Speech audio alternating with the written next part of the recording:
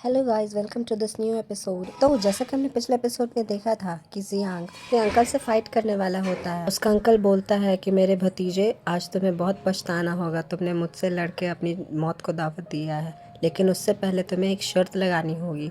तभी जियांग के फादर बोलते हैं कि मैं इस कंपटीशन से अपना नाम वापस ले लूँगा अगर मेरा बेटा हारा तो। जियांग बोलता है कि थैंक यू फादर, मेरे पे इतना विश्वास करने के लिए। जियांग का अंकल बोलता है कि तब ठीक है, मेरा एक दुश्मन कम हो जाएगा।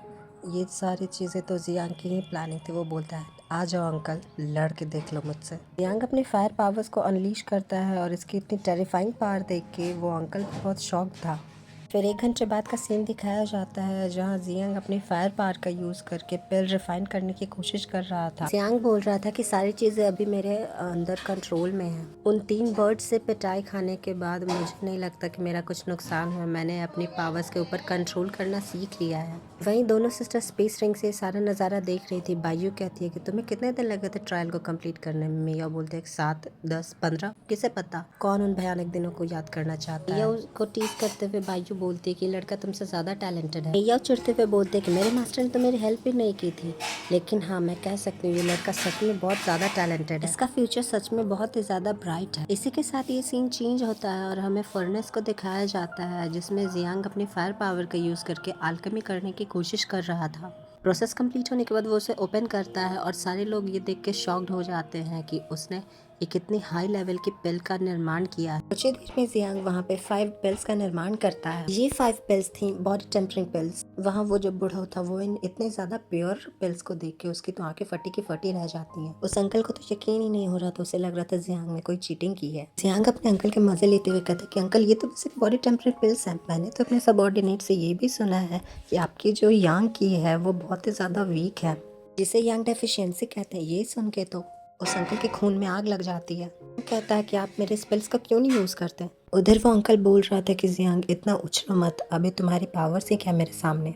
इधर जेन हुआ के तो तोते उड़े हुए, तो वो कह रहे थे क्या सच में ये लड़का पिल रिफाइन कर सकता है। वहीं पे कुछ लोग बात कर रहे थे कि इस केस में तो हमारे यहाँ की पूरी कल्टीवेशन के तरीका ही बदल जाएगा। अगर शेन फैमिली में एक आल्केमिस्ट है तो उनका फ्यूचर तो बहुत ही अलग है। इन सारी बातों से जेन हुआ के खून में आग लग जाती है। वो डायरेक्टली जियांग को चैलेंज करता और बोलता है कि मैं एल्डर्स को कहकर तुम्हें अच्छा सबक सिखाऊंगा। वहीं जियांग बोलता है कि क्या तुम भूल गए किस तरह से पिटाई हुई थी पिल पवेलियन में तुम्हारी। अपनी बेइज्जती सुन के वो अपनी टियानयांग एक्स को बाहर निकाल लेता है और बोलता है कि जियांग अब बच के दिखाओ इस एक्स से। अगर तुम बच पाए तो मैं मान लूंगा कि तुम आल्केमी कर सकते हो। तुम जैसे कचड़े की औकात है यहाँ खड़े होने की।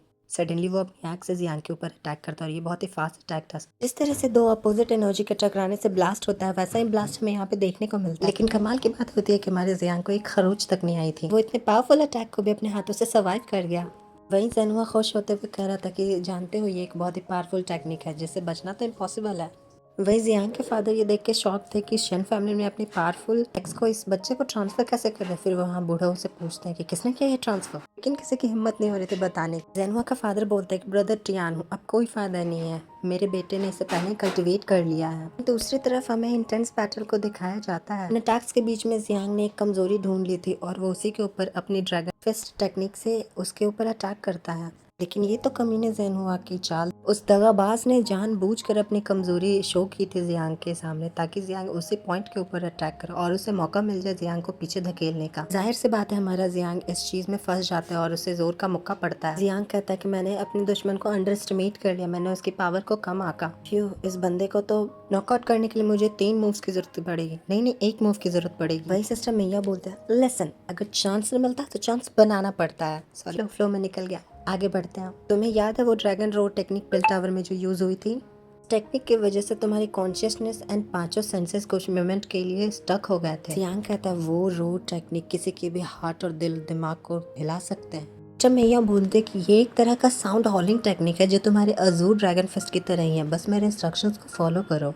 ट्रू की पावर को चैनलाइज करके अपने लिप एंड टीथ के बीच में कंसंट्रेट करो। इमेजिन करो कि तुम्हारे मुंह से माउंटेन्स ज्वालामुखी की तरह फटकर बाहर आ रहे हैं। वहीं जेनुआ बोल रहा था कि जियांग ये कोई वक्त नहीं है फाइट के बीच में मेडिटेशन करने का। अपने ओपोनेंट को अटैक ना करते हुए देखकर जेनुआ उसके ऊपर अटैक करने चला जाता है। तभी जियांग अपनी आंखें खोलता है और सिस्टर मैया बोलती है कि अभी उस अटैक का यूज़ करो वरना यूज़ नहीं होगा। जैसे ही जेनहुआ पास आता है जियांग अपनी उस ड्रैगन रोड टेक्निक का यूज़ कर देता है। टेक्निक की पार की वजह से वहाँ पे एक ड्रैगन अपीयर होता है और वो जेनहुआ को पीछे धक्का दे देता है। जेनहुआ तो ये देखकर पूरा का पूरा शॉक्ड हो गया था। वहीं बाकी के लोग भी थे, वो कह रहे थे ड्रैगन, मैंने एक ड्रैगन देखा। वहीं जेनुआ सोच रहा था कि मैंने इस लड़के को कम आका, मैंने इसकी पावर्स को कम आका। फिर वो मुड़ के देखता है तो जियांग अपनी जगह पे नहीं था। वो बाद में सोचता है कि ये लड़का कहाँ चला गया। तभी जियांग उसके पास में आके बोलता है तो मुझे ढूंढ रहे थे, thank you but no thank you, take this. ऐसा कह के जियांग जेनुआ के ऊपर एक जोरदार पंच हिट करता है जिसे वो बहुत अच्छी जगह पे उसे लगता है। जेनुआ की शक्ल एकदम फटे हुए आलू की तरह हो गई थी। वो बोल रहा था कि हाँ ये दर्द कर रहा है। वहीं जियांग बोल रहा था कि शन जेनुआ, क्या तुम अब ठीक ठाक हो ना, पावर्स पता चल गई। इसी अनबिलीवेबल पावर की वजह से डायरेक्ट हिट होने के कारण जेनुआ तो बेहोश होने के कगार पे था।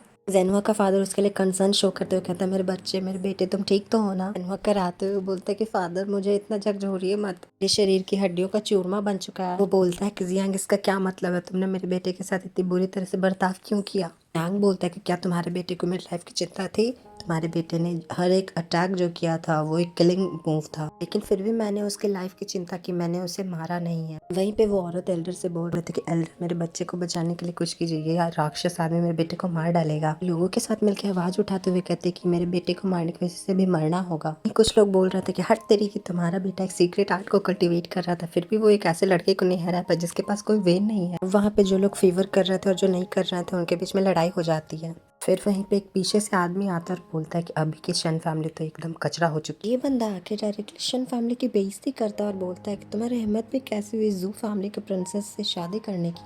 अभी वहीं पर एक आदमी बोलता है कि तुम हो कौन, तुम्हारी हिम्मत कैसे हुई हमारी फैमिली को इस तरह से डिसरिस्पेक्ट करने की। लेकिन वहीं पे जो जियांग के फादर वो पहचान जाते हैं कि ये वो फैमिली का मैसेंजर है। वो सोच रहे थे कि ये यहाँ क्यों आया होगा। तभी वो आदमी बोलता है कि मेरे पास एक शन जियांग के लिए मैसेज है। शन जियांग, मैं तुम्हें एडवाइस करता हूँ कि तुम हमारे प्रिंसेस से मैरिज एग्रीमेंट को भूल जाओ। तुम हमारे प्रिंसेस जियांग जियांग के वर्दी नहीं हो। जियांग बोलता है कि तो याओ फैमिली का एक कुत्ता मुझे बताएगा कि मुझे क्या करना है। ये बातें सुन के तो उस मैसेंजर के खून में मानो आग ही लग गई थी। वो बोलता है कि मुझे इसके लिए तुम फिर ब्लेम मत करना, ये बस हमारी याओ फैमिली नहीं ज्यू फैमिली भी चाहती है। तो हमारी ज्यू फैमिली का मानना है कि केवल टियान हुआ ही हमारे प्रिंसेस के लिए सही है। अभी वहाँ पे कुछ लोग बातें बनाने लगते और बोलते हैं कि क्या याओ टियान हुआ, याओ फैमिली का जीनियस अल्केमिस्ट। उस बंदे ने तो केवल 16 साल में ही मॉर्टल ग्रेड की पिल्स रिफाइन की थी। जियांग बोलता है कि तो खुद ज्यू फैमिली से कोई क्यों नहीं आया ये रीअनाउंस करने के लिए मैरिज। मैसेंजर कहता है कि ये सब तुम्हारी वजह से है, पता नहीं उनकी बेटी को तुम जैसे कचरे में क्या दिखाई दिया जो वो मैरिज से पीछे हटने के लिए रेडी नहीं है। जियांग बोलता है कि तो जब जियान नहीं चाहती वो इस मैरिज को तोड़े तो फिर मैं भी नहीं करूंगा, जाओ बोल दो अपने मालिक को। मैसेंजर बोलता है कि मुझे मजबूर मत करो तुम्हें पीटने पे, तुम विड्रॉ नहीं करो तो तुम्हारे हमारे यंग मास्टर के साथ मैच करना, हमारी जो बची कुछ इज्जत भी है वो भी तीनों फैमिलीज के सामने चली जाएगी। वहीं पीछे वो टकला और उसका साथी बोल रहा था कि क्या शन जियांग अल्केमी में टियान हुआ से फाइट करने वाला है। लेकिन इन सब बातों को छोड़कर जियांग एक्सेप्ट कर लेता है उस चैलेंज को। जियांग कहता है तुम्हें जिस चीज में फाइट करनी है तुम खुद चूज कर लो।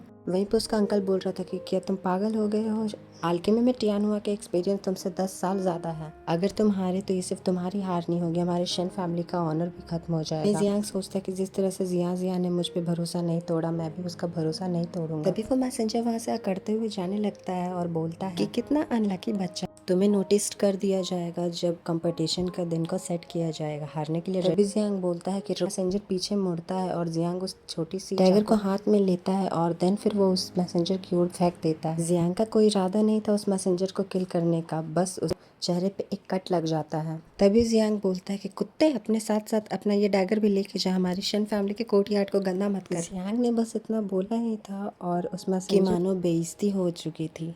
वो गुस्से में जियांग की ओर बढ़ता है और उसके ऊपर अटैक करने की कोशिश करता है। वो बोलता है कि तुम्हें बड़ों से बात करने की तमीज़ नहीं, मैं तुम्हें आज बताऊंगा कैसे बड़े लोगों से बात किया जाता है। अपने यंग मास्टर की जगह पे आज मैं ही तुम्हें कहीं ख़त्म ना कर दूं। सारा काम तमाम करने के बाद मास्टर मुझे इनाम ज़रूर देंगे। अपने बेटे को डेंजर में देखकर तभी एंट्री होती है जियांग के फादर की। इनके आते साथ ही ये पूरा का पूरा माहौल ही चेंज हो जाता है। उस आदमी के तो पसीने छूटने लगे थे इस हट्टे कट्टे आदमी को यहाँ पे देख के। जियांग के फादर अपनी पर्पल फ्लेम्स का यूज करते हैं और एक ही पंच में उस बंदे को पीछे धक्का दे देते हैं। वो तो अच्छा हुआ था कि उन्होंने डायरेक्ट हिट नहीं किया था, क्योंकि उस पंच की वजह से हम देख पाते कि कितना बड़ा गड्ढा हो गया था। वो बोलते हैं कि अब याओ फैमिली का एक बंदा मेरे घर में आके मुझे बताएगा कि मुझे क्या करना चाहिए। अगर मैं अभी तुम्हें मार भी दूं तो कोई तुम्हें बचाने वाला नहीं आएगा, तुम्हारी फैमिली भी मेरे सामने नहीं आएगी। ये सब देख के तो उस मैसेंजर के हाथ पाँव ठंडे पड़ गए थे।